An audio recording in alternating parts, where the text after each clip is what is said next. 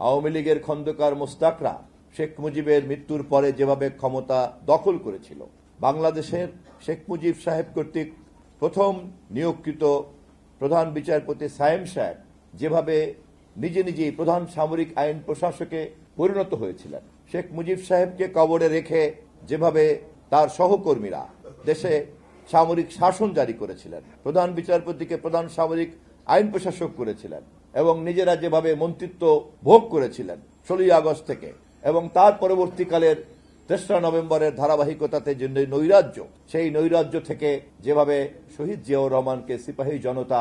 মুক্ত করে এনে জাতির সামনে হাজির করেছিলেন, তার নেতৃত্বে ক্যান্টনমেন্টে যে শৃঙ্খলা ফিরিয়ে আসার ইতিহাস এবং বিভক্ত জাতির মধ্যে ঐক্যবদ্ধ হওয়ার যে ইতিহাস, সেই কারণেই সিপাহী জনতার রাজনীতিতে সংঘবদ্ধভাবে স্বতঃস্ফূর্তভাবে একটা ভূমিকা আমাদের দেশে তৈরি হয়েছে এবং সেই ধারাবাহিকতাতেই ধানের শীষের রাজনীতির গ্রহণযোগ্যতাও বাংলাদেশে আজকে তৈরি হয়েছে। বাংলাদেশি জাতীয়তাবাদ, বহুদলীয় গণতন্ত্র এবং ধর্মীয় মূল্যবোধের ভিত্তিতে ধর্ম ব্যবসায়ীদের সঙ্গে বিরোধিতা করা। বিকাশ পেমেন্টে 10,000 টাকার বেশি অফার, শপিং চলছে তো। লড়াই করা, সচেতনভাবে হোক আর অবচেতনভাবে হোক, বাংলাদেশের রাজনীতিতে এই মুহূর্তের সুস্থ ধারার রাজনীতির এই 3টি উপাদান বিরাজ করছে এবং আমরা খুবই গর্বিত।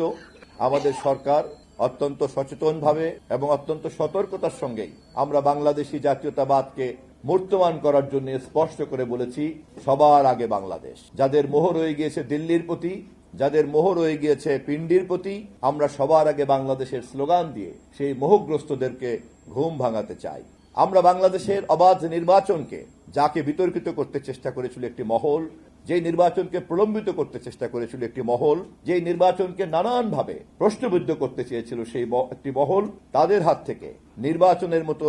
একটি গণতান্ত্রিক রাজনীতির সবচেয়ে অনিবার্য অনুষঙ্গকে আমরা বাস্তবায়ন করেছি 12ই ফেব্রুয়ারির নির্বাচন অনুষ্ঠিত করার মধ্য দিয়ে। 2/3 সংখ্যাগরিষ্ঠতা নিয়ে আমরা গত 12ই